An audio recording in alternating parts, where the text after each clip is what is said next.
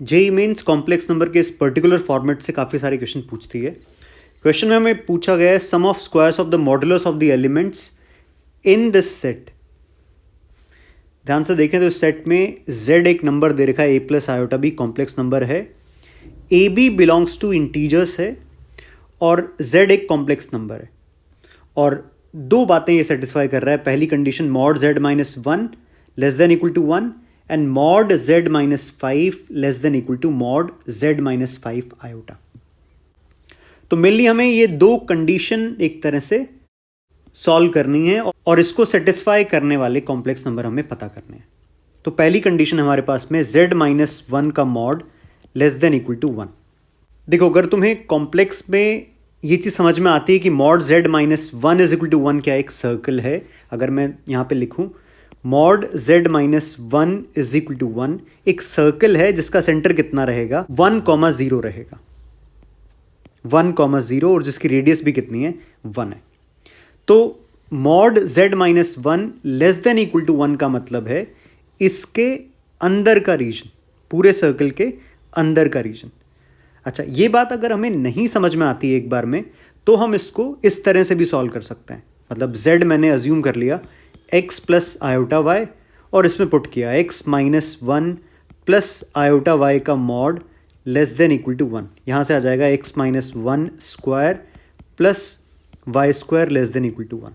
ये भी किसको डिनोट कर रहा है, इसी सर्कल के अंदर के रीजन को डिनोट कर रहा है।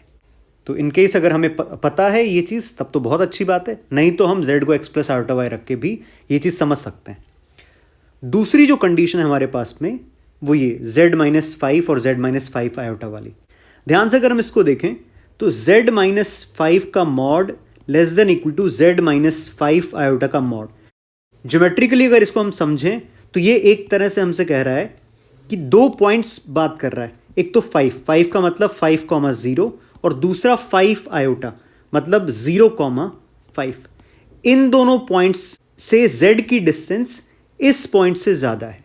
तो इसका मतलब अगर मैं पहले इसको डिस्कस करूं तुमसे, mod z minus five is equal to mod z minus five iota, ये होता है परपेंडिकुलर बाइसेक्टर इन दोनों पॉइंट्स के ज्वाइन करने वाले लाइन सेगमेंट का।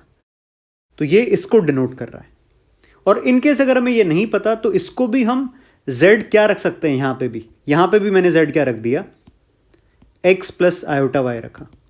तो अगर हम सॉल्व करेंगे तो क्या आएगा, x minus five square plus y square less than equal to x square plus y minus five square. Next step अगर हम इसको सॉल्व करें तो बनेगा minus 10x plus 25 less than equal to minus 10y plus 25। यहां से आ जाएगा x greater than equal to y।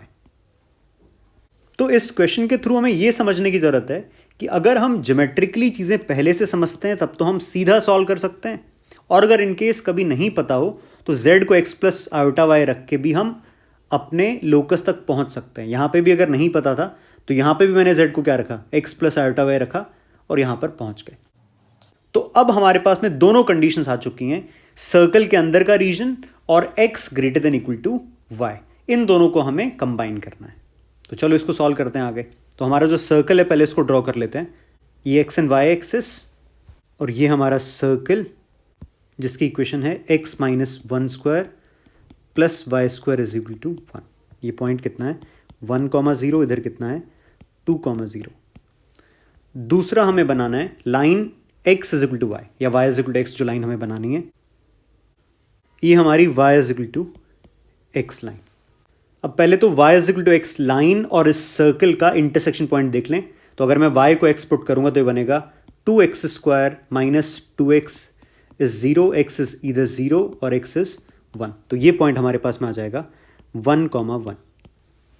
अब हमें सर्कल का तो अंदर का रीजन चाहिए था, ये वाला रीजन हमें चाहिए, और दूसरा लाइन जो हमें बनाई है मैंने y is equal to x, इसमें हमें x ग्रेटर देन y चाहिए। तो इस लाइन के ऊपर की तरफ तो y ग्रेटर देन x होगा और नीचे की तरफ x ग्रेटर देन y होगा।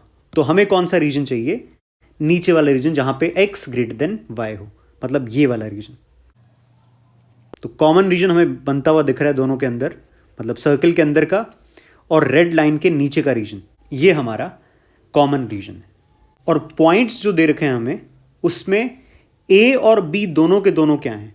ए और बी दोनों इंटीजर्स होने चाहिए, मतलब पॉइंट्स के एक्स एंड वाई दोनों कोऑर्डिनेट इंटीजर ही होने चाहिए। तो इस रीजन के अंदर इंटीजर कोऑर्डिनेट्स वाले पॉइंट हम मार्क करने वाले हैं।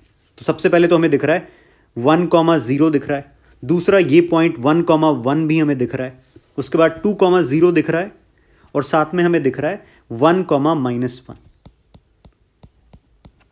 ऑल्दो ये भी इंटीजर कोऑर्डिनेट वाला पॉइंट है 0,0, ये भी। तो ये 5 पॉइंट्स हमारे पास में आए जो इस सेट का हिस्सा है, और हमें फाइंड करना है इन पॉइंट्स का, मतलब जो कॉम्प्लेक्स नंबर हमें मिल रहे हैं, sum of squares of the modulus, मतलब इनके मैग्नीट्यूड के स्क्वायर्स का सम।